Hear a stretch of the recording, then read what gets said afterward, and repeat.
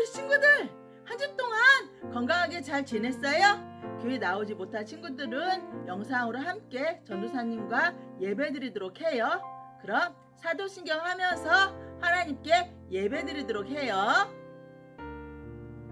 전능하사 천지를 만드신 하나님 아버지를 내가 믿사오며 그 외아들 우리 주 예수 그리스도를 믿사오니 이는 성령으로 잉태하사 동정녀 마리아에게 낳으시고 본디오 빌라도에게 고난을 받으사 십자가에 못 박혀 죽으시고 장사한 지 사흘 만에 죽은 자 가운데서 다시 살아나시며 하늘에 오르사 전능하신 하나님 우편에 앉아 계시다가 저리로서 산자와 죽은 자를 심판하러 오시리라. 성령을 믿사오며 거룩한 공예와 성도가 서로 교통하는 것과 죄를 사하여 주시는 것과 몸이 다시 사는 것과 영원히 사는 것을 믿사옵나이다. 아멘. 자, 그럼 우리 친구들 이제 자리에 일어나서 우리 하나님께 멋진 모습으로 찬양하도록 해요.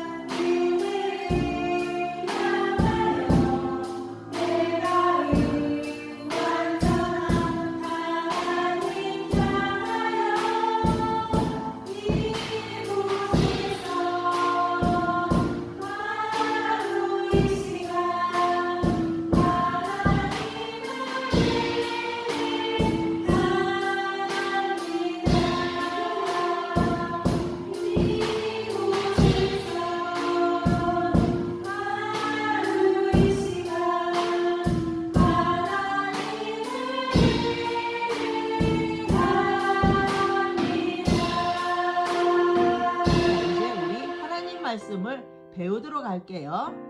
오늘 제목은 도적질하지 말라라는 말씀이에요. 본문 말씀은 출애굽기 20장 15절 말씀인데 짧으니까 전도사님 읽을 때 우리 친구들 같이 읽도록 해요. 도적질하지 말라. 출애굽기 20장 15절 말씀. 아멘. 자, 우리 친구들 저번 주에 무엇에 대해 배웠는지 기억나나요? 하나님은 한 명의 남자와 한 명의 여자를 만드시고 둘이 결혼해서 가정을 이루도록 하셨다라고 얘기를 했어요. 모두 기억나죠?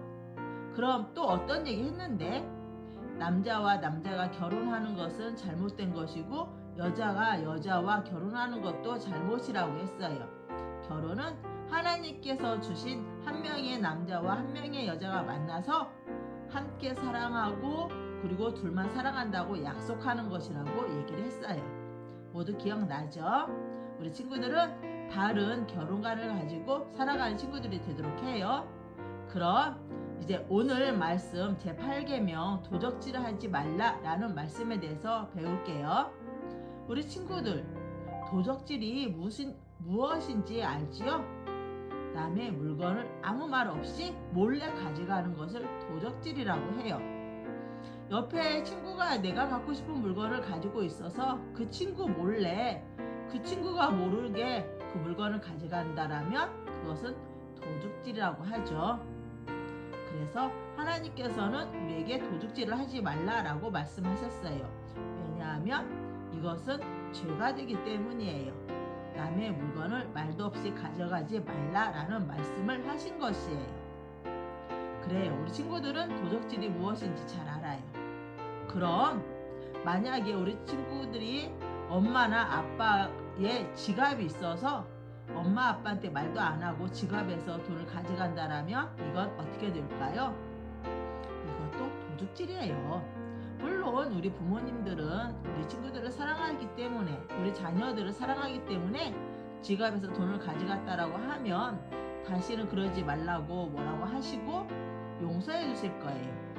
그러나 내 것이 아닌 것은 그게 부모님 것이라 해도 하나님 앞에서는 잘못된 것이에요. 그래서 우리는 잘못된 것에서 행하지 않고 바르게 행하는 사람이 되어야 해요. 그런데 하나님은 남의 물건을 몰래 가져가는 것만 도둑질이라고 하지 않으셨어요. 그럼 또 무엇이 있을까요? 남이 갖고 있는 것이 욕심이 나서 그 사람을 속이고 그리고 그것을 가져간다라면 그것도 도둑질이라고 하는 거예요. 그 사람을 모르게 그리고 그 사람을 속이고 갖고 있는 것들을 많이 가져가는 일들이 벌어져요. 그런데 이것도 도둑질이에요. 내가 욕심내고 있는 것을 가지기 위해 남을 속이는 것도 도둑질이라고 하셨어요.